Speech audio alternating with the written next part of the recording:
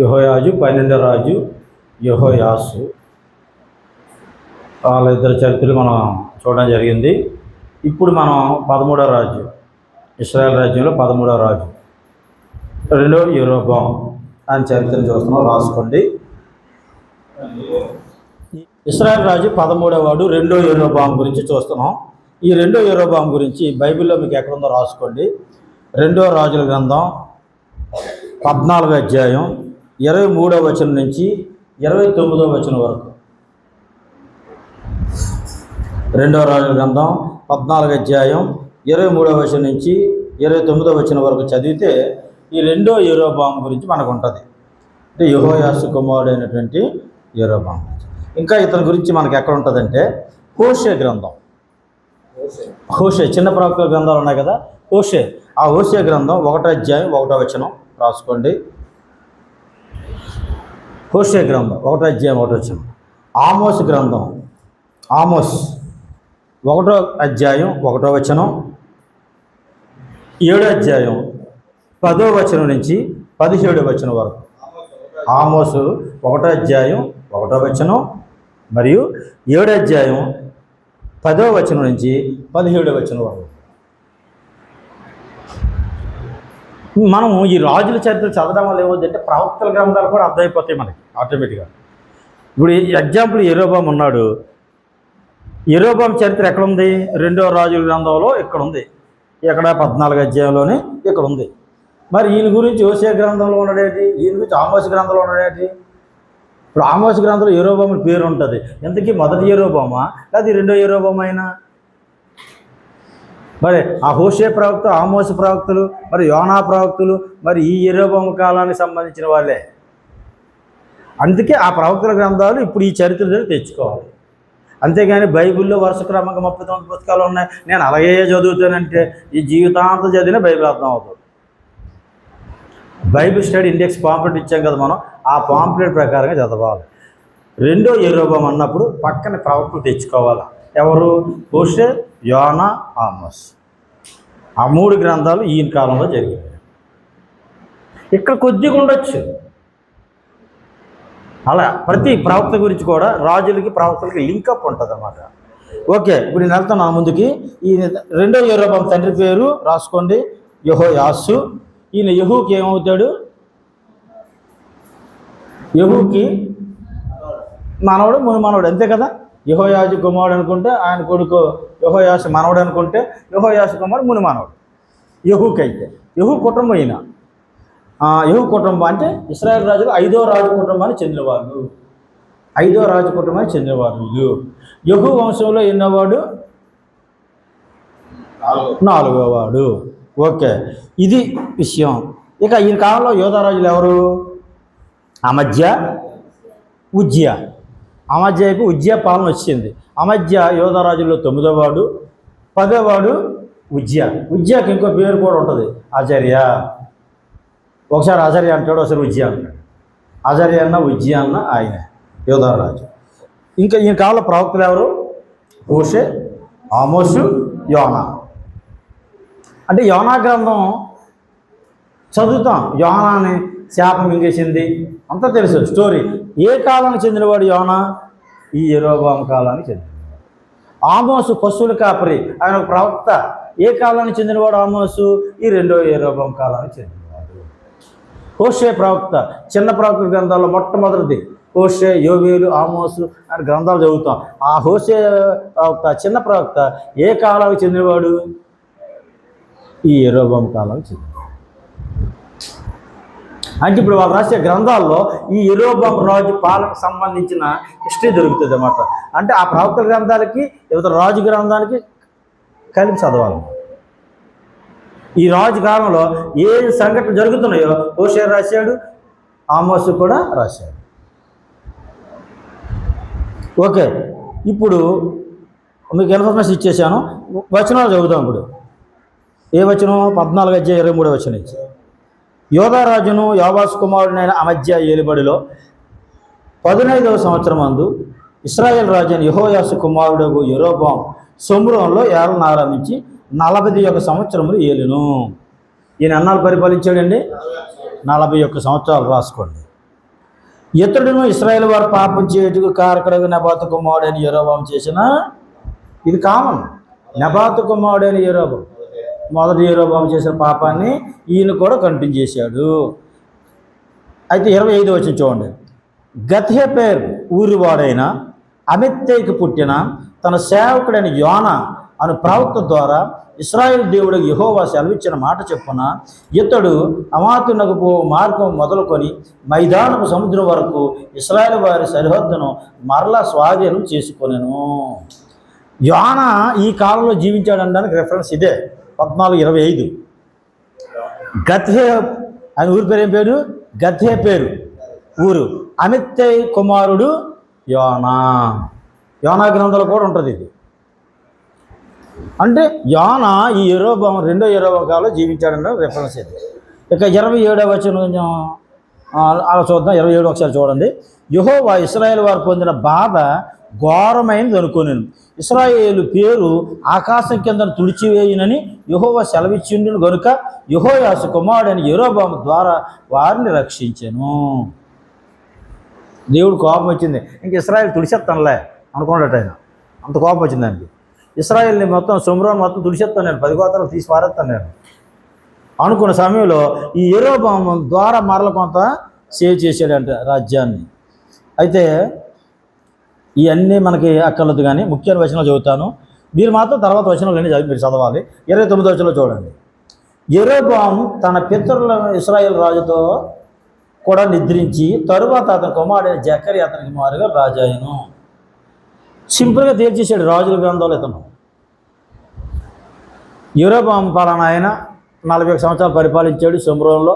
ఆయన మొదటి యెరోబాము చేసిన పాపాలన్నీ కొనసాగించాడు. కాకపోతే దేవుడు తుడిచేయాలనుకున్నాడు ఈ రాజ్యాన్ని.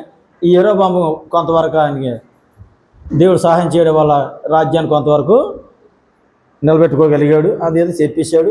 యోనా ఈ కాలంలో ఏం చెప్పడం జరిగింది. ఇక్కడ హోసే గురించి కానీ ఆమోస్ గురించి కానీ ఇక్కడ రాయలే. ఇప్పుడు మనం అక్కడికి వెళ్దాం. హోషే గ్రంథం 1వ అధ్యాయం 1వ వచనం చూడండి, ఏముందో చూడండి.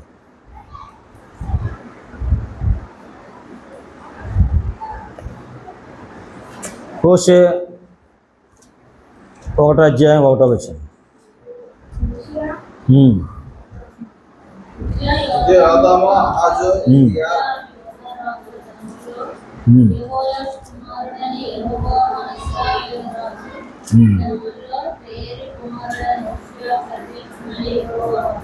ఇంట్రడక్షన్లో చెప్పేశాడు. యోధా రాజులు ఉజ్జియా, యోతాము, ఆహాజు, హిజ్కియా. అంటే 10వ రాజు, 11వ రాజు, 12వ రాజు, 13వ రాజు, హిజ్కియా వరకు కూడా ఆ కాలంలో హోషే జీవించాడు. ఈ ప్రవక్త ఆ గ్రంథాన్ని అప్పుడు రాశాడు. ఎవరు అప్పుడు ఇశ్రాయేల్ ఎవరున్నారట?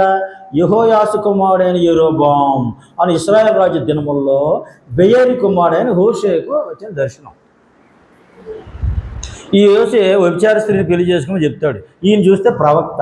నువ్వు వెళ్ళి వ్యభిచారం చేసినటువంటి ఆ అమ్మాయిని పెళ్లి చేసుకో, వ్యభిచార స్త్రీ వలన నువ్వు పిల్లలుకొని అంటాడు. నాకు ప్రవక్త ఉద్యోగం వచ్చిందో అని సంబరపడిపోతే చాలా. ఒకళ్ళు హోషే ప్రవక్త కాదని హోషే పేరు పెట్టుకున్నారు అనుకోండి. మరి హోషే పేరు పెట్టుకున్నప్పుడు హోషేలో జీవించాలి కదా. హోషే ఎవరు పెళ్లి చేసుకున్నాడు?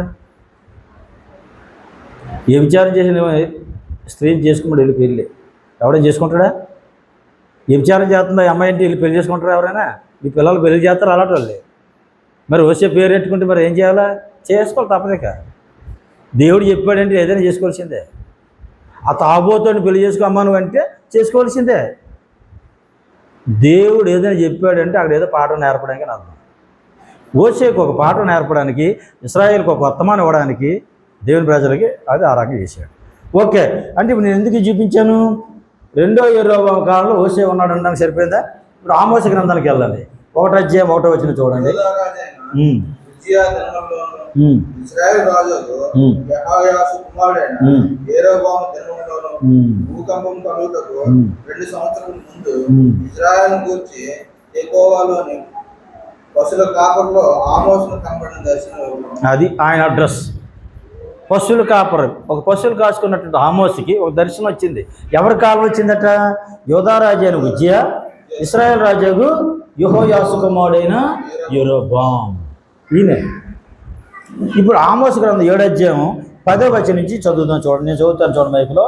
అప్పుడు బేతేల్లోని యాజకుడైన అమజ్య ఇశ్రాయేల్ రాజు అయిన యెరోబాముడికి వర్తమానం పంపి, ఇశ్రాయేల్ మధ్య ఆమోసు నీ మీద కుట్ర చేయుచున్నాడు. యెరోబాము ఖడ్గం చేత చచ్చునని, ఇశ్రాయేలు తమ దేశం విడిచి చెరలోనికి పోవుదురని ప్రకటించుచున్నాడు. అతని మాటలు దేశం సహింపజాలదు అని తెలియజేసును. మీకు మాటలు ఏమైనా అర్థమవుతున్నాయా? ఆ మాటలు ఏమైనా మీరు అర్థం చేసుకోగలుగుతున్నారా? యాజకుడైన ఒక అమధ్య యెరోబాముకి, ఒక యాజకుడు యెరోబాము రాజుకి వర్తమానం పంపాడు. ఏమని పంపాడు? ఒక ఆయన వచ్చాడు, ఆమోస్ అన్నవాడు, ఆ పశువులు కాసుకుంటాడు కదా, ఆయన వచ్చి ఏమంటున్నాడో తెలుసా? ఏమంటున్నాడట? 11 వచ్చాం. యెరోబాము ఖడ్గం చేత చచ్చునని, ఇశ్రాయేలు తమ దేశం విడిచి చెరలోడు పోదురని ప్రకటించున్నాడు. ఎవరన్నా ఊరుకుంటారా? మీ రాజు కత్తితో చచ్చిపోతాడయ్యా, శత్రులు చెప్పేస్తారు మీ రాజుని, మీరు అందరూ చెరకిపోతారు, అస్సలు చెరకి అని చెప్పాడు ప్రవక్త వచ్చి. ఇంతకీ ఎవడి ప్రవక్త? పశువులు కాసుకున్నాడు. పశువులు కాసుకున్నాడు వచ్చి రాజుకి ఎలా చెప్తే ఈయన బతకనిస్తారా? ఒక రాజుకి అప్పుడు ఇలా ప్రకటిస్తున్నాడు వచ్చని ఈ అమధ్యాన్ని యాజకుడు ఈ రాజుగారికి వర్తమానం పంపాడు. అప్పుడు ఏం జరుగుతుందో చూద్దాం. 12 వచనం. అమధ్య ఆమోస్తో ఇట్లైను, దీర్ఘదర్శి తప్పించుకొని యూదా దేశమును పారిపోము, అచ్చటనే భత్యం సంపాదించుకొనము, అచ్చటనే నీ వార్త ప్రకటించము. బేతేలు రాజు యొక్క ప్రతిష్ఠ స్థలము, రాజధాని పట్టణమై ఉన్నందున నీవిక దానిలో నీ వార్త ప్రకటన చేయకూడదు. అమధ్యాన్ని వాడు ఏం చెప్పాడు యాజకుడు ప్రవక్తతో? అయ్యా, నీకు భత్యం కావాలంటే ఇంకొక ఊరు పో, నీకు కానుకలు కావాలంటే ఇంకొకటి ఎవరినైనా చూసుకో, నీకు భత్యం కావాలని, నీకు వస్త్రాలు కావాలని, నీకు భోజనం కావాలని, నీకు డబ్బులు కావాలనే ఉద్దేశంతో ఈ రాజు దగ్గర ఇలాంటి దుర్వార్త ప్రకటించకు, నీ నోటి అంటే శాపవచనాలు రానేయకు, బహుశా నోటి మీద ఏం వేసుకుని నోరు మూసుకొని పో అని ఉంటాడు. అవునా? అప్పుడు ఏమన్నాడో చూడండి 14 వచనంలో. ఇప్పుడు ప్రవక్త అందుకు ఆమోసు అమధ్యతో ఇట్లేను, నేను ప్రవక్తనైనను కాను, ప్రవక్త శిష్యునైనను కాను, కానీ పశువులు కాపరినై మేడి పండ్లు ఏరుకొని వాడును. నా మందలు నేను కాచుకొనిచుండగా యెహోవా నన్ను పిలిచి, నీవు పోయి నా జనులకు ఇశ్రాయేలు వారికి ప్రవచనం చెప్పమని నాతో సెలవిచ్చెను. ఇప్పుడు ప్రవక్త ఏమన్నాడు ఆయనతోని? అయ్యా, నేనేం ప్రవక్తను కాదు, ప్రవక్త శిష్యుని కాదు, అది నా ఉద్యోగం కాదు, నా డ్యూటీ కూడా కాదు. నేను మందలు కాసుకునేవాడిని, గొర్రెలు కాసుకునేవాడిని, పశువులు ఆవులు గేదెలు మేపుకునేవాడిని. నాకు యెహోవా దర్శనం ఇచ్చి ఆ పట్టణం సొమ్రోను పట్టణం వెళ్ళి ఆ యెరోబాము రాజుకి ఒకసారి ప్రవచనం చెప్పని చెప్పాడు ఆయన. అందుకు నేను వచ్చాను తప్ప మీరు బత్యాలు ఇస్తారని, మీరు ఏదో భోజనాలు ఇస్తారని, మీరు ఏదో కానుకలు ఇస్తారని, నాకేదో బట్టలు ఇస్తారని, బహుమానాలు ఇస్తారని కాదు. ఆ తర్వాత 15 వచనం. 16 వచనం. ఇశ్రాయేలును గురించి ప్రవచింపకూడదని, ఇస్సాకు సంతతి వారి గురించి మాట జార విడవకూడదని. చూసారా? వీళ్ళకి బాగా అతిశయం ఎక్కువ. మేము అబ్రహాము సంతానం, మేము ఇస్సాకు సంతానం, మేము యాకోబు సంతానం, మేము ఇశ్రాయేలీలం, మేము దేవుని ప్రజలు. ఇక్కడ చూడండి, మరీ చదువుతున్న 16. ఇశ్రాయేలును గురించి ప్రవచింపకూడదని, ఇస్సాకు సంతతి వారి గురించి మాట జార విడవకూడదని నీవు ఆశిస్తున్నావే. యెహోవా సెలవిచ్చిందేమనగా, నీ భార్య పట్టణమందు వేశ్యగును, నీ కుమారులు కుమార్తెలు ఖడ్గం చేత కూలిదురు, నీ భూమి నూనె చేత విగాపింపబడను, నీవు అపవిత్రమైన దేశమందు సత్తువు. అవశ్యంగా ఇశ్రాయేలు తమ దేశం విడిచి చెరగొనబడుదురు. ఇది చెప్పేశాడు. ప్రవక్తలు ఎప్పుడు ఎలా ఉంటారంటే, చంపితే చచ్చిపోతాను కానీ దేవుడు చెప్పంత మాత్రం నేను చెప్పకుండా ఉండలేను. అపోస్తులు కూడా అదే మాట్లాడారు అధికారులు. రాజు చంపేస్తాడని తెలుసు, అయినా చచ్చిపోయాక రెడీ. నువ్వు చంపేస్తానని భయపడి దేవుడు చంపేస్తాడు కదా ఎలాగాను.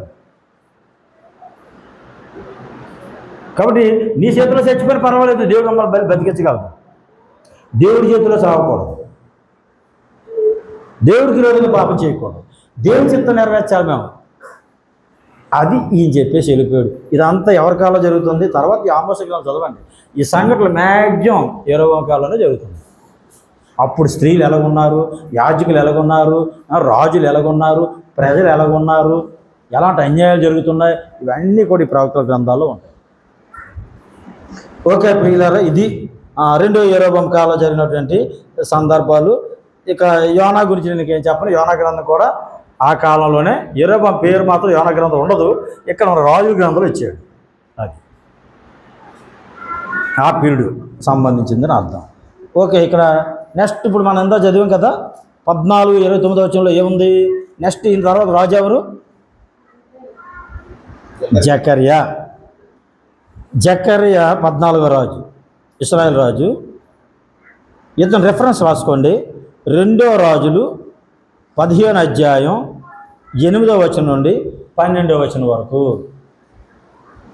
2 రాజులు 15 అధ్యాయం 8 నుంచి 12వ వచనం వరకు.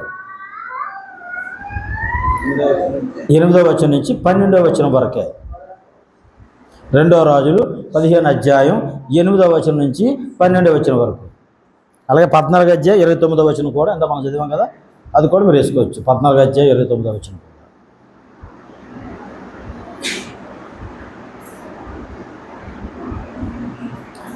ఇంకా కొద్ది స్టోరీలే ఈ రాజులు.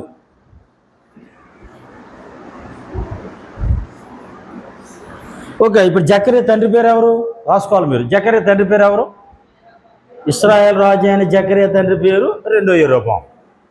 రెండో యెరొబాము కుమారుడు ఎవరంటే జకర్యా. ఈయన యెహూకి ఏమవుతాడు? మునిమానవుడు. యెహూ కుటుంబంలో ఎన్నోవాడు ఈయన? ఓకే, యెహూ, యెహోయాజు, యెహోయాసు, రెండో యెరొబాము, జకర్యా. అంటే ఇశ్రాయేల్ రాజు కుటుంబాలు 5వ కుటుంబంలో ఎంతమంది ఉన్నారు? 5 ఉన్నారు. ఈయనతో ఆఖరు. ఈ జకర్యాతో యెహూ కుటుంబం అయిపోతుంది, దేవుడిచ్చిన వాగ్దానం అయిపోతుంది. ఇతడు గురించి ఇతని కాలంలో యోధారాజు ఉజ్జియా. ఉజ్జియా అనగానే యోధారాజు 10వ వాడు అని అర్థం. ఇతని కాలంలో ప్రవక్త హోషే.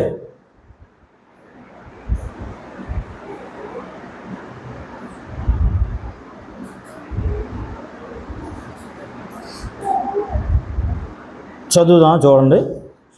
15 అధ్యాయం 8వ వచనం నుంచి. యోధా రాజు అయిన అజర్యా ఏలుబడిలో, అజర్యా అంటే ఎవరు? అజర్యా. ఉజ్జియాకి ఇంకో పేరు అజర్యా, అందుకే అజర్యా అని రాశాడు చూసారా. యోధా రాజు అయిన అజర్యా ఏలుబడిలో 38వ సంవత్సరం మందు యెరొబాము కుమారుడైన జకర్యా షోమ్రోనులో ఇశ్రాయేలు వారిని 6 నెలలు ఏలెను. ఎన్నాళ్ళు? ఓకే, రాసుకోండి. 6 నెలలు పరిపాలించాడు ఈయన. ఇతడు ఇశ్రాయేలు వారు పాపం చేయుటకు కారకుడకు నెబాతు కుమారుడైన యెరొబాము చేసిన పాపములను విడవక అనుసరించుచు తన పితరులు చేసినట్లుగా తానును యెహోవా దృష్టికి చేడుతనము జరిగించి. ఇది కామన్, ప్రతి రాజుకి ఇది ఉంటుంది. ఇక 10వ వచనం. యాబేసు కుమారుడైన షల్లూం అతని మీద కుట్ర చేసి జనులు చూచుచుండగా అతని మీద పడి అతనిని చంపి అతనికి మారుగా రాజాయును. ఎవరు చంపేశారు దీన్ని? యాబేసు కుమారుడైన షల్లూం అని ఒకడు ఉన్నాడు సైన్యాధిపతి. ఇతని మీద పడి జనులు చూచుచుండగా ఇతని మీద పడి అతన్ని చంపేశాడంట. 11వ వచనం. జకర్యా చేసిన కార్యం గురించి ఇశ్రాయేలు రాజు వృత్తాంత గ్రంథంలో రాయబడి ఉన్నది. నీ కుమారులు 4వ తరం వరకు ఇశ్రాయేలు సింహాసనం మీద ఆసీనులై ఇందురని యెహోవా యెహూతో సెలవిచ్చిన మాట చెప్పున ఇది జరిగెను. అంతే, అయిపోయింది. జకర్యా బయటకు ఏం చెప్తారు? జకర్యా రెండో యెరొబాము కుమారుడు, షోమ్రోనులో రాజుగా పరిపాలించాడు. 6 నెలలు పరిపాలించాడు. ఈయన కాలంలో యోధారాజు అజర్యా లేదా ఉజ్జియా. ఈయన కాలంలో ప్రవక్త హోషే. ఈయన గురించి హెచ్చరికలు లేకపోయినప్పుడు కూడా ఈయన కాలంలో ప్రవక్త ఎవరో జీవిస్తున్నారంటే హోషే జీవిస్తున్నారు. ఇక్కడ నుంచి హోషే ఆఖరి వరకు ఉంటాడు ప్రవక్త. ఈ రాజులు ఆఖరి వరకు ఉంటాడు. ఓకే, ఇంకా ఈయన ఏం చేశాడు? ఈయన చెడుతాను ఏంటి? యెరొబాము, మొదటి యెరొబాము నెబాతు కుమారుడు యెరొబాము ఏం చేశాడో అదంతా ఈయన కూడా కొనసాగించాడు. దేవుని దృష్టికి కోపం తెచ్చాడు. అయితే ఈయనతో ఏమైపోయిందట? యెహూకు దేవుడిచ్చిన వాగ్దానాలన్నీ కూడా ఈయనతో నెరవేరిపోయాయి. ఎక్కడి నుంచి యెహూ కుటుంబం పరిపాలన అయిపోయింది అని చెప్తున్నాడు. ఇది జకర్యా గురించి ఉన్నటువంటి ఇన్ఫర్మేషన్. నెక్స్ట్ రాజు ఎవరు ఎప్పుడు అవుతారు? షల్లూం. రాసుకోండి. 15వ రాజు షల్లూం. ఇతని రిఫరెన్స్ రాసుకోండి. 2వ రాజుల గ్రంథం 15వ అధ్యాయం 10వ వచనం నుంచి 15వ వచనం. రెండో రాజుల గ్రంథం 15 అధ్యాయం 10వ వచనం నుంచి 15వ వచనం. ఇతని కాలంలో యోధారాజు ఉజ్జియా లేదా అజర్యా, ప్రవక్త హోషేయ. ఇతను 1 నెల పరిపాలించాడు రాజుగా. ఎక్కడ పరిపాలించాడు? షోమ్రోనే. ఇశ్రాయేలు ముఖ్యపాటికి చివరి అందరికీ షోమ్రోనే. ఎక్కడ? ఒమ్రి దగ్గర నుంచి షోమ్రోనేకి చివరి వరకు కూడా. ఈయన ఏం చేశాడంటే, ఇతను ముందు ఉన్నటువంటి రాజుని ఈయన కుట్ర చేసి చంపేశాడు. ఈయన సైన్యాధిపతిగా ఉండి అలా చంపేశాడు. చంపేసి ఈయన రాజు అయిపోయాడు. ఇప్పుడు 13వ వచనం నుంచి చూద్దాం. యోధారాజు అయిన ఉజ్జియా, ఇక్కడ ఏమైనా ఉంది? ఇందాక 8వ వచనంలో ఏమని చూశారు? అది ఇప్పుడు అదైపోయిందా? యోధారాజు అయిన అజర్యా, యోధారాజు అయిన ఉజ్జియా, అజర్యా అన్న ఉజ్జియా అన్న ఓకే. ఇప్పుడు ఉజ్జియా ఏలుబడిలో 39వ సంవత్సరం మందు యాబేష్ కుమారుడైన షల్లూం ఏలన ఆరంభించి షోమ్రోనులో నెల దినములు ఏలును. ఈయన పరిపాలన ఎంత? నెల. ఇప్పుడు 14వ వచనం చూడండి. గాదీ కుమారుడైన మెనహేము తిర్సాలో నుండి బయలుదేరి షోమ్రోనుకు వచ్చి షోమ్రోను నుండి యాబేష్ కుమారుడైన షల్లూం మీద పడి అతన్ని చంపి అతనికి మారుగా రాజాయును. అంతే. 15వ వచనం. షల్లూం చేసిన ఇతర కార్యాల గురించి, అతను చేసిన కుట్రను గురించి ఇశ్రాయేలు రాజుల వృత్తాంతముల గ్రంథమందు రాయబడి ఉన్నది. చెప్పాలండి, ఏం చెప్తారు?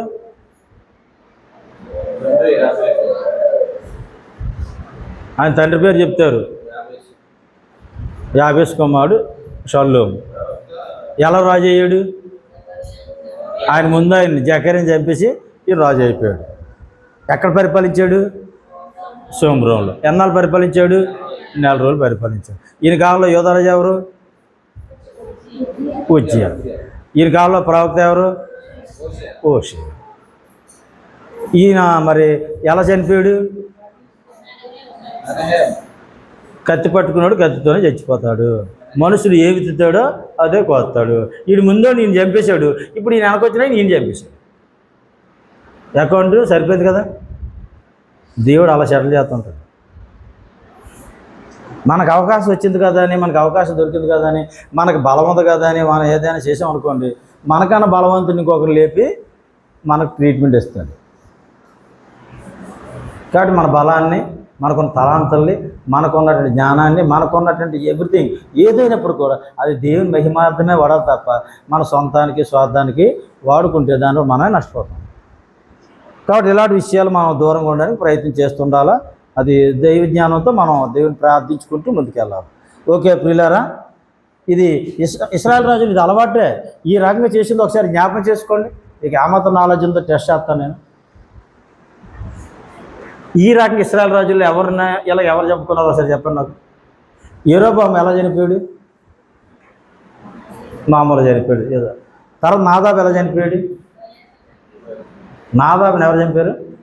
బయోషా చంపాడు. బయోషాని ఎవరు చంపారా? ఆ తర్వాత ఎవరు రాజు? ఆయన కొడుకు ఎలా చనిపోయాడు?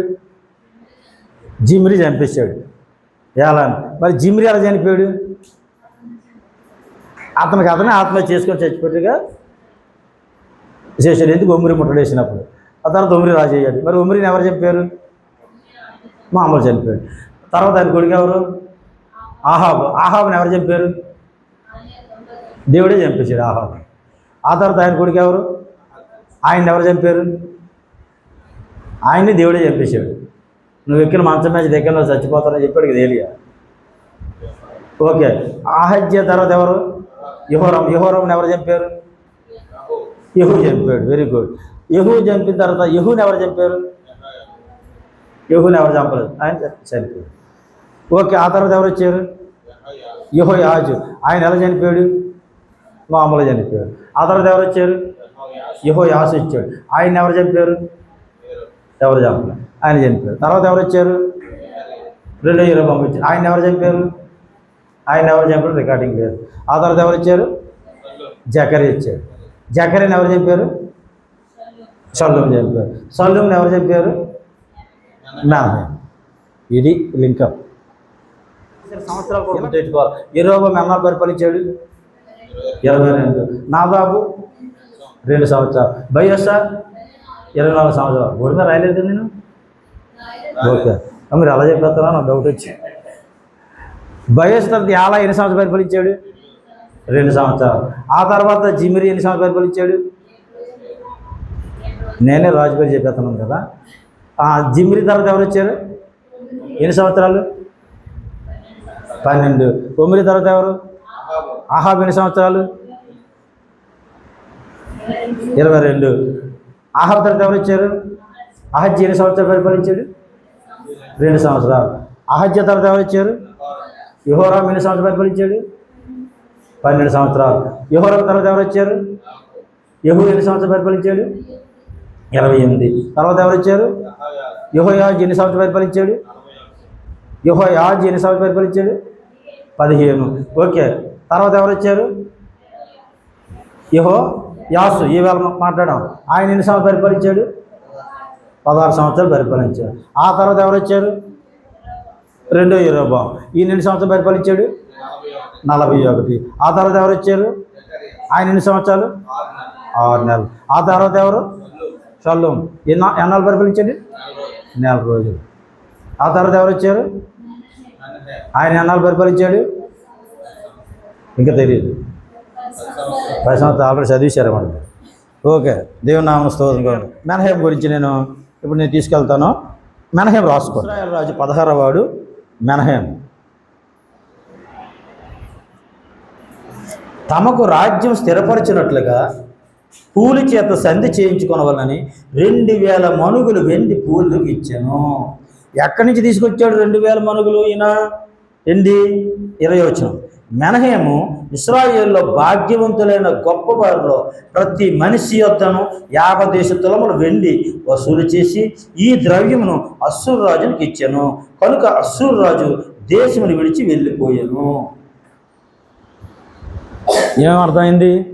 అశ్షూరు రాజు ఎప్పుడైతే దేశంలోకి వచ్చాడో మెనహేము వెంటనే ఒక ఆలోచన చేశాడు. నా రాజ్యం నాకు ఉండాలి, నా పదవి నాకు ఉండాలి, నా పదవి పోకుండా ఉండాలి అంటే నేను భాగ్యవంతులైన వాళ్ళందరి దగ్గర, నా రాజ్యంలో ఉన్న వాళ్ళందరూ గొప్ప వాళ్ళ దగ్గర, ధనవంతుల దగ్గర కలెక్షన్ చేసి ఇది అశ్షూరు రాజుకి పండుగను తెచ్చేస్తే ఆయన నన్ను ఏమి అండవు. ఎప్పుడైనా రాజులు యుద్ధానికి వచ్చేటప్పుడు అంతే, వీళ్ళు సమాధాన పడాలి, కప్పం కట్టాలి, పన్ను కట్టాలి. పన్ను కట్టారంటే సమాధాన పడుతున్నారు, నీతో నేను యుద్ధం చేయనని అర్థం. కప్పం కట్టలేదు అనుకోండి, పన్ను కట్టలేదు అనుకోండి, యుద్ధానికి నేను కూడా రెడీ అయినరా బాబు చూసుకుందాం అని అర్థం. వాళ్ళకి అదే సూచన ఒక రాజ్యం మీద ఒక రాజ్యానికి వెళ్ళేటప్పుడు. కాబట్టి ఇప్పుడు ఇది కప్పం కట్టేశాడు, పన్ను కట్టేశాడు, 2000 మణుగులు వెండి ఇచ్చేసాడు. ఇప్పుడు అశ్షూరు రాజుకి ఏంటి కావాల్సింది వచ్చేసింది, వెళ్ళిపోయాడు. ఈసారి మరలా వస్తాడు, తర్వాత ఇష్టం వచ్చిన వాళ్ళకి ఇస్తుండాలి. ఇది మెనహేము చేస్తున్నట్టు పని, అంతే తప్ప అశ్షూరు రాజు నా మీదకి వచ్చాడు, ప్రభువా ఒక అన్యుడు, వాడు శత్రువు, నా దేశం మీదకి వచ్చాడని ఈయన దేవుని దగ్గరికి వెళ్ళలే, దేవుని దగ్గర విచారణ చేసి కనబడలే. డబ్బులున్న వాళ్ళ దగ్గర కలెక్ట్ చేసాడు, పన్ను కట్టేసాడు, రాజ్యం స్థిరపడిపోయింది, ఆయన తిరిగి వెళ్ళిపోయాడు ఉంది. 21 మెనహేము చేసిన ఇతర కార్యాలకు వచ్చి అతను చేసిన దాని అంతటికి వచ్చి ఇశ్రాయేలు రాజు వృత్తాంత గ్రంథమందు రాయబడి ఉన్నది. మెనహేము తన పితరులతో కూడా నిద్రించిన తర్వాత అతని కుమారుడైన పెకహ్య అతనికి మారుగా రాజాయను. దేవుని స్తోత్రం కలుగును గాక. ఇప్పుడు ఈ పేరు మీకు చూపిస్తాను అన్నాను కదా, పక్క పేజీలో చూడండి. 15వ అధ్యాయం 29వ చూడండి.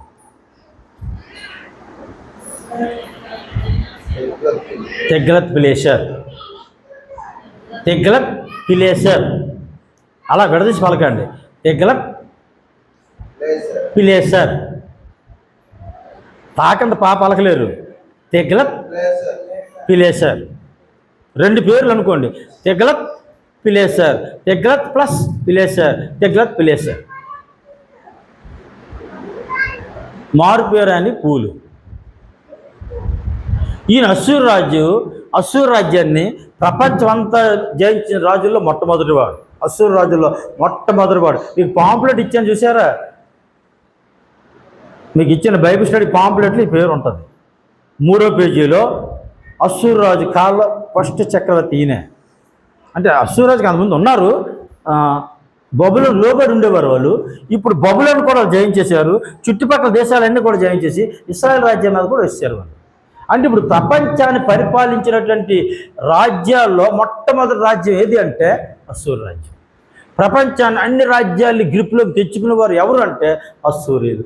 ప్రపంచ రాజ్యాలన్నింటినీ వీళ్ళ కంట్రోల్కి అప్పగించింది ఎవరు అంటే, ఎందుకు వీళ్ళ మీదకి తీసుకొచ్చాడు అంటే ఇశ్రాయేలు చేసిన పని ఏంటి? తప్పు పని చేశారు, పొరపాట్లు చేశారు, దేవునికి వ్యతిరేకంగా ప్రవర్తించారు. తన ప్రజలను శిక్షించడానికి తాను పుట్టించినటువంటి ప్రజల ద్వారా తాను పిలిచి ఏర్పాటు చేసుకున్నటువంటి అబ్రాహాము సంతానాన్ని శిక్షించడానికి వాళ్ళ సాధనాలుగా వాడుకుంటున్నాడు. మీకు ఈ అశ్షూరీయుల గురించి యెషయా గ్రంథం, ఇర్మియా గ్రంథం, హోషేయ గ్రంథం, ఆమోస గ్రంథం, పెద్ద ప్రవక్తలు, చిన్న ప్రవక్తల గ్రంథాల్లో అక్కడక్కడ మీకు తగులుతాయి అశ్షూరు అశ్షూరు అశ్షూరు, అశ్షూరు రాజు అశ్షూరు రాజు అశ్షూరు రాజు అంటారు. అశ్షూరు రాజు తెగలత్ ప్లేసర్, అశ్షూరు రాజు సర్గం, అశ్షూరు రాజు సెనహరీబ్, అశ్షూరు రాజు ఏసర్హద్దం, అశ్షూరు రాజు బనిపాల్, అశ్షూరు అశ్షూరు అశ్షూరు అశ్షూరు అని పేరు మీకు వచ్చిందంటే ప్రవక్తల గ్రంథాల్లోని ఎక్కడైనా సరే ఆ చరిత్ర ఇక్కడ మొదలవుతుందని అర్థం. అంటే ఇశ్రాయేల్ రాజ్యాన్ని 10 గోత్రాలను దండించడానికి అశ్షూరు రాజ్యానికి దేవుడు అవకాశం ఇచ్చాడు. దేవుడు అవకాశం ఇవ్వకుండా ఎవ్వరు ఏం చేయలేరు. నీ ఆజ్ఞ లేనిదే ఏదైనా జరుగునా, నీ కంచె దాటగా శత్రువుకు సాధ్యమా. నీ ఆజ్ఞ లేనిదే ఏదైనా జరుగునా, నీ కంచె దాటగా శత్రువుకు సాధ్యమా. మా దేవా నీవే మా తోడుంటే అంతే చాలును, అపవాది తలచిన కీడులన్నీ మేలైపోవును. మా దేవా నీవే మా తోడుంటే అంతే చాలును, అపవాది తలచిన కీడులన్నీ మేలైపోవును. ఏమైనా చేయగలవు, కథ మొత్తం మార్చగలవు, నీ నామముకే మహిమంతా తెచ్చుకొందువు. యేసయ్యా యేసయ్యా నీకే నీకే సాధ్యము. యేసయ్యా యేసయ్యా నీకే నీకే సాధ్యము. హల్లెలూయా. అశ్షూరీయులు అన్యులు ఇశ్రాయేల్ దేశం మీద అడుగు పెట్టడమే, అబ్రాహాము సంతానం టచ్ చేయడమే, మిమ్మల్ని ముట్టినవాడు నా కనుగుడ్డును ముట్టినట్టు అన్నాడు. ఈ వాగ్దానాలన్నీ ఏమైపోయాయి? ఒక అన్యుల చేతికి ఇప్పుడు ఇశ్రాయేలు అప్పగించారు. ఇశ్రాయేలు అన్య రాజులు లోబడ్డమా, ఇశ్రాయేలు అన్యులకు కప్పం కట్టడమా, పరువు పోయింది.